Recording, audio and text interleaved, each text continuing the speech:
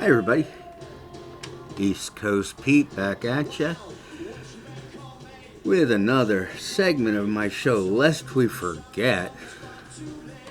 Today I'm going to look at Kasabian.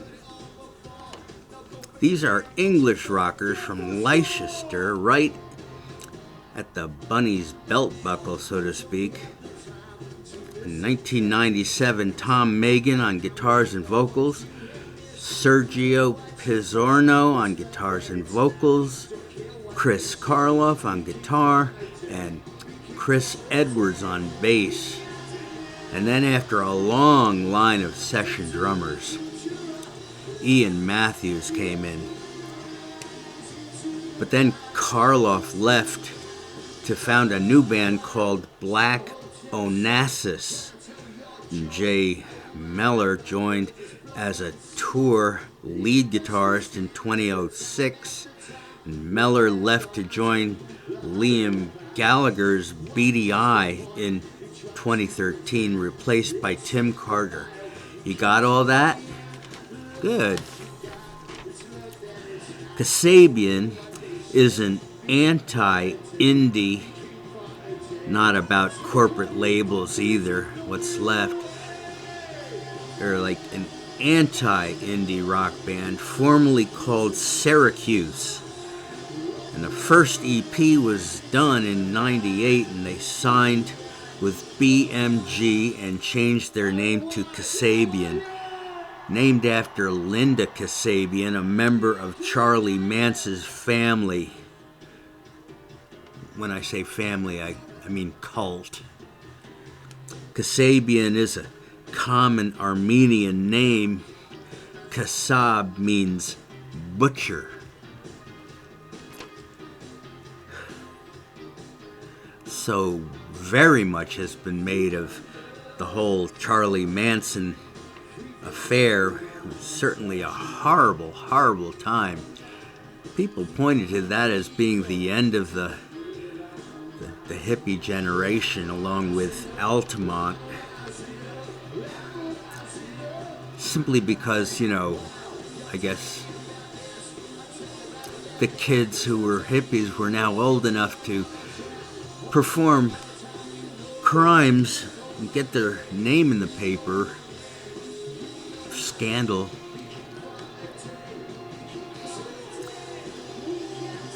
And Charlie Manson always said, I didn't tell anybody to do anything. But he got blamed. And he died in prison not that long ago. And I don't know about you, if I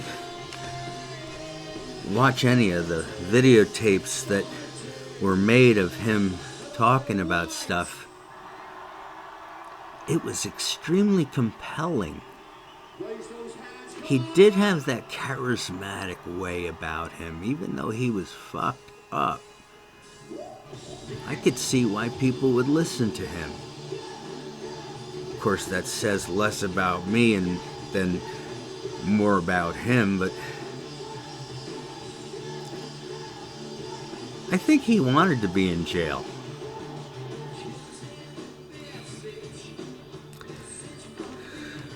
Anyhow, going back to Kasabian.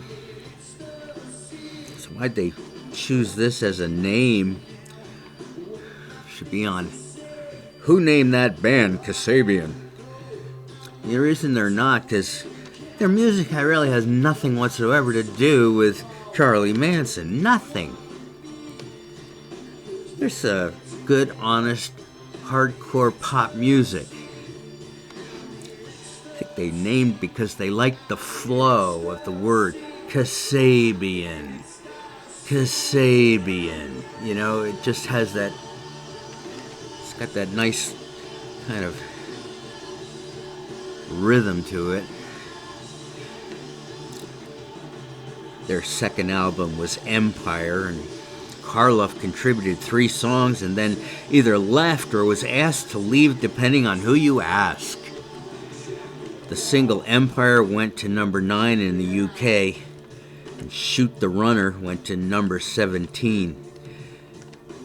2007, another EP, Fast Fuse, was released, and this was a taste of what the next album would be. This was West Rider Pauper Lunatic Asylum. In 2009, more raves from critics, more Edwards Q Awards. These are annually given by Q Magazine. The album went to number 1 in the UK.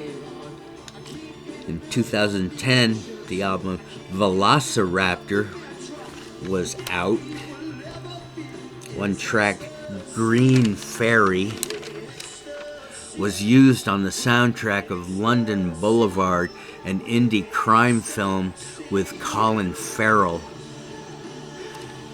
You know Colin Farrell, that's that guy who was in the second season of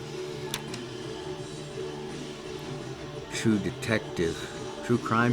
What was the name of that damn show? You know. The one that started with Matthew McConaughey. It was all about Louisiana. It was a damn good show. I didn't like the next season as much, but I did finally watch all of it, and yeah, it's not bad. Kind of a good story. It's just like every other crime drama is set in LA. It's like you get sick and tired of LA. That's why when they did Louisiana, I was like, oh, interesting. We got a geography lesson here as well. A lot of nice shots of the lowlands and the water, and you know, it's all swampy and shit. I like that, but you know, the second season was back in LA. We got the big buildings, you got the people going over here to the parties, and you're going up Laurel Canyon, and you know, it's like multi-million-dollar houses, and of course, there's the other side of LA. Not the pleasantest place to be. Chew you up and spit you out. Velociraptor failed to crack the top 200 in the US. No matter. They began a successful world tour anyway in 2014. After headlining at the Glastonbury Festival, they announced that their new album would be called 48:13 and released in June. It was named after its total running time. I guess that would be 48 minutes and 13 seconds. It was the band's 4th number 1 album, and it's trip hop. And what is trip hop? Well, now we know. It's these guys. Kasabian turned into a trip hop band. Boy, that answers a lot of questions right there, doesn't it? Then in 2017, For Crying Out Loud was their 6th studio album. The single Bless This Acid House was a standout, and the band is still at it, doing festivals and working on new material. Here's the discography: Kasabian in 2004, Clubfoot videos about military fascism, making it hard to practice in the studio. 2, Empire, 2006 Empire, Shoot the Runner, Last Trip, Me and One, Sunrise Light Flies. The mistake is to group Kasabian with prog. It's not prog. It's rock. It's not hippie or trippy. 3, West Rider in 2009. And you'd think there'd be a song about the ranch, abandoned movie lot ghosts, California in black and white, but no. It's another idea for you, Kasabian. Let's play up that Manson thing, why don't you? 4, Velociraptor, and 11, that's kind of like half rock and half rap. And then 48, 13, and 14, rock without rap, high energy, very good bass lines. 6, For Crying Out Loud, and 17, and here's the songs. 1, Ray the King. 2, You're in Love with a Psycho. This is a very pleasant, bouncy 2-chord verse song. 3, Good Fight. It's likable, hard-edged pop. 4, Wasted. Drinking all day in a dark bar on a summer day. That's a wasted day. 5, Come Back, Kid. Blunk, blunk, repeat. 6, The Part Never Ends. It's got a guitar noir intro. What's guitar noir, East Coast Pete? Well, it's a little like surf guitar, just darker.